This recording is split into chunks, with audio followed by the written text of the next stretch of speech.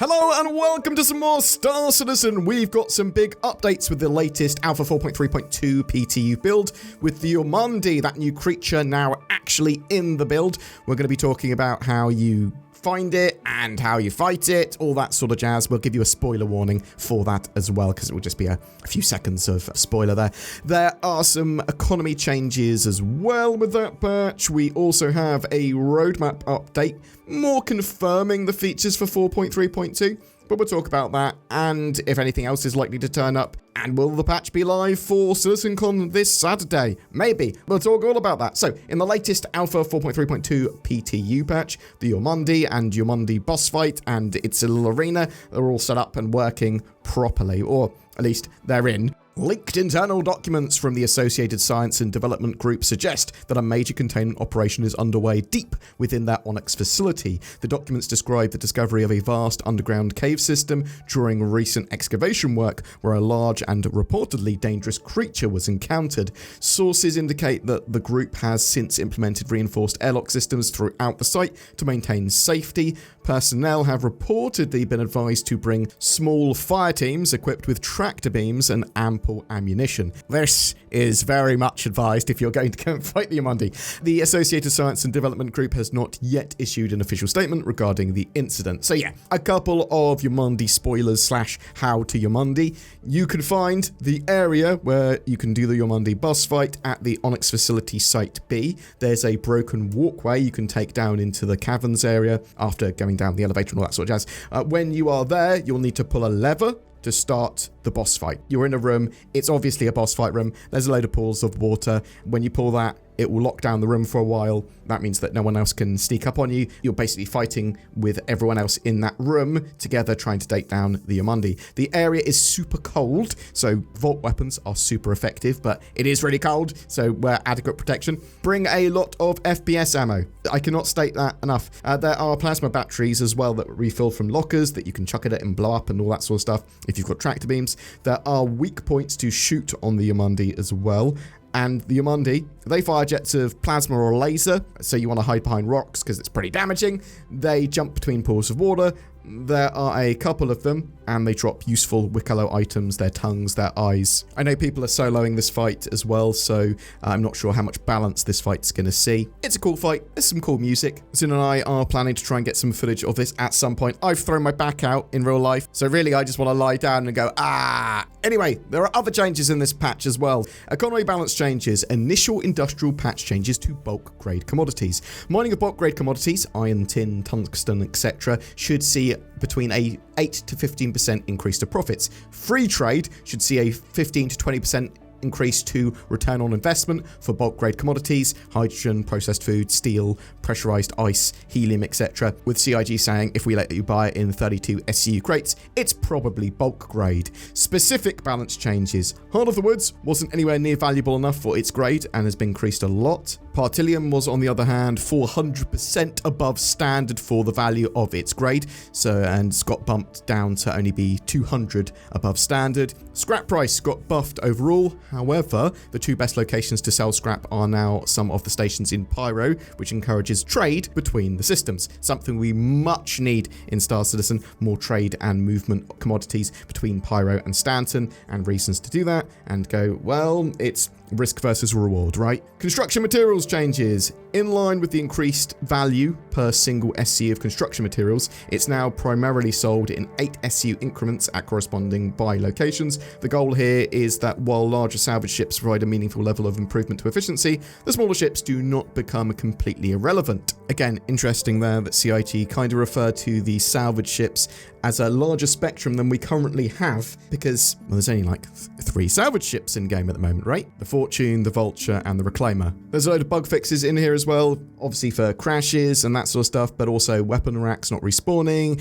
Area 18 apartments that were missing their interior and collisions, also collisions at pyro stations, not being able to open the options, some inventory issues, stuff like that. We did also have a roadmap update, and with the roadmap update, I just also want to mention the other features that are in Alpha 4.3.2 that they've revealed over the last week or so. Massive salvage changes are a big part of this patch. So structural salvage, they've just gone, bam, we're going to change the balance of all of this. We're adding refining to that gameplay loop. We're differentiating different types of salvage that you can get, from rubble to actual chunks, all getting ready for crafting, turning up in the not too distant future is part of that idea.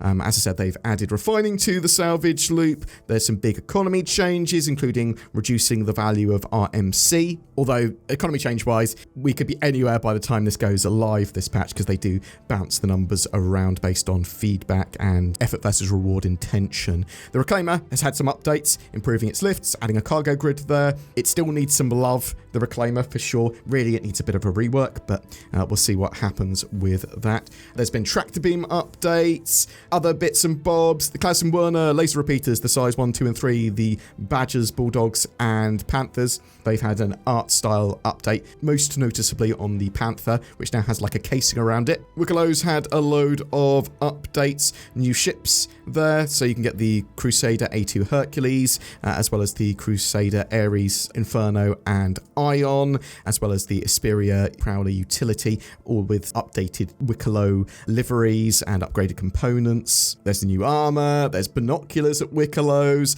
lots and lots of stuff at Wickelow's. A lot of these things need Yormandi eyes, and part of the pickup at location feature, you can now go up to one of the Wickelow missions that's displayed on like a wall or a panel and accept it there without using your Mobiglass. Literally press F to accept. Really nice quality of life update. There's supposed to be AI FPS turrets as well, I believe, around the ASD facilities and some other locations. I haven't actually seen these yet. If they're in, citation needed. Maybe they are in, I've just overlooked them. That's quite possible as well.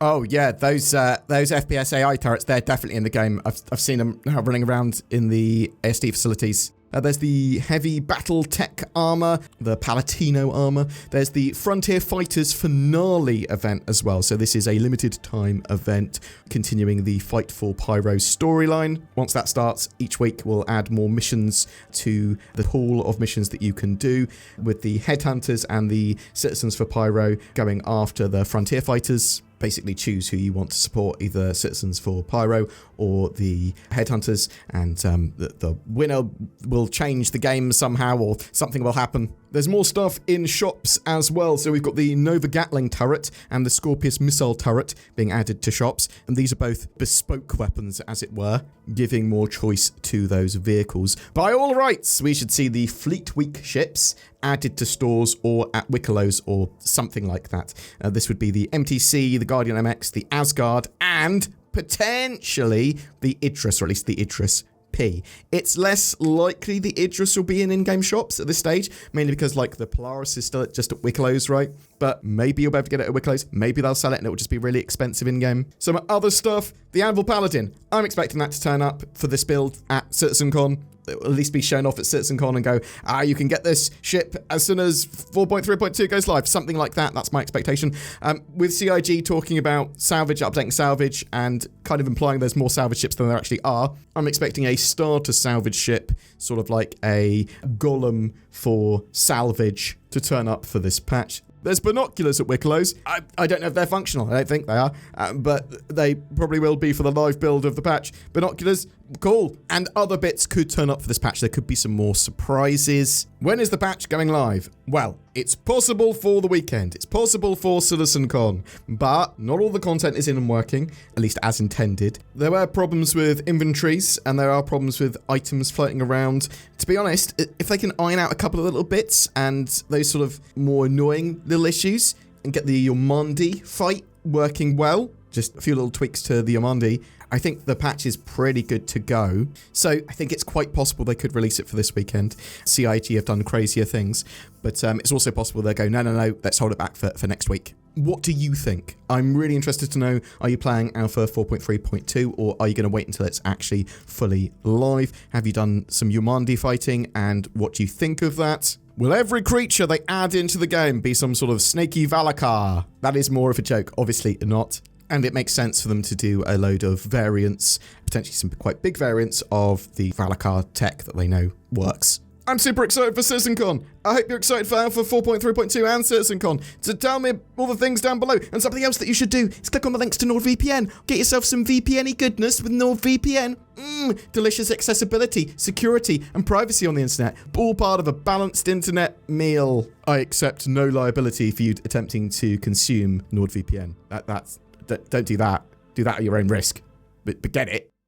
It's October, it's CitizenCon, there is loads going on in Star Citizen, and I spy, with my Toby Eye tracker, something beginning with D. It's a discount. You want a natively supported high-precision head and eye tracker for Star Citizen? Of course you do. It actually works with a load of games, actually. The Toby Eye tracker is super useful as part of your arsenal, but also really adds to your immersion. If you don't mind spending a little bit of time tweaking after setup, you can have a really awesome time. Look around your cockpit, look over your shoulder, and track ships in a dogfight intuitively and ergonomically like never before. It's got a load of features to improve the experience as well, with like camera boost, which is a little tiny bit like mouse acceleration for your head and eyes, but actually useful. You can get 15% off a Toby Eye Tracker 5 until Monday the 20th of October. Links below to that. There's also a sweepstake going on from Toby. You can join to win a Toby Eye Tracker 5. Links down below to that too. Thanks to Toby for sponsoring this video.